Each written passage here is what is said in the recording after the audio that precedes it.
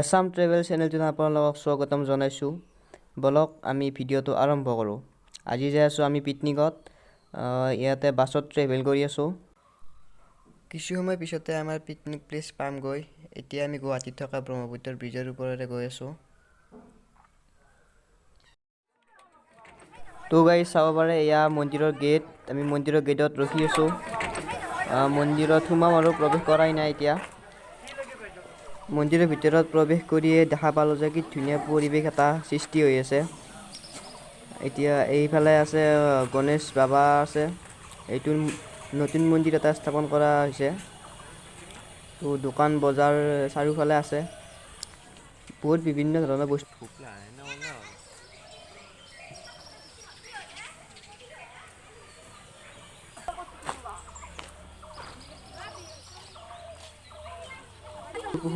এইটো পুখুৰীত বহুত ডাঙৰ ডাঙৰ কাছ আছে আৰু সৰু সৰু কাছ আছে। কাছবিলাক বাকৰত উঠি থাকে। সেই মাজত সেইটো দেখিছেনে? সেইটো এটা কাছ, এইটো চাব পাৰে।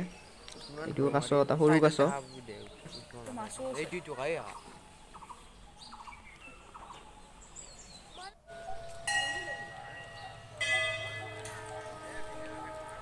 ইয়াতে মেইন মন্দিৰটোৰ গেটটো নতুনকৈ নিৰ্মাণ কৰা হৈছে। গাইজ চাব পাৰে, এইটো মেইন মন্দিৰ।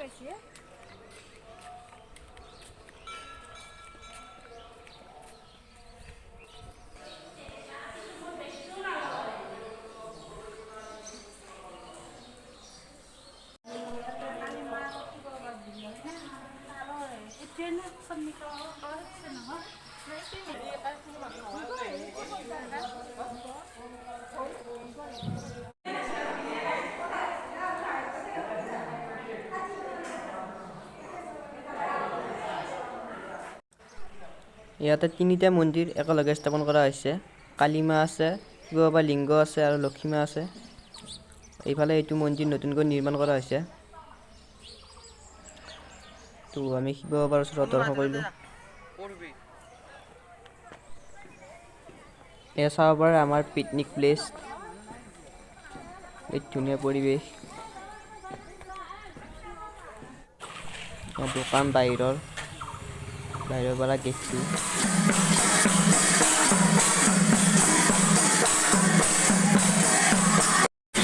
তো গাইজ ইয়াতে আৰু এটা মন্দিৰ আছে, মেৰ ঘৰ, চান্দ সদাগৰৰ মেৰ ঘৰ বুলি কোৱা হয়।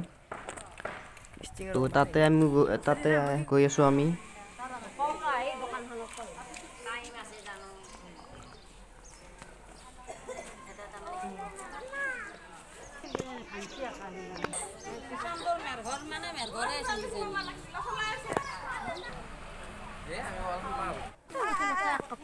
এইটো পুখুৰী আছিল আগৰে কাপোৰ ধোৱা। ভিতৰে সোমাই দেখিলোঁ শিৱলিংগ এটা আছে ইয়াতে।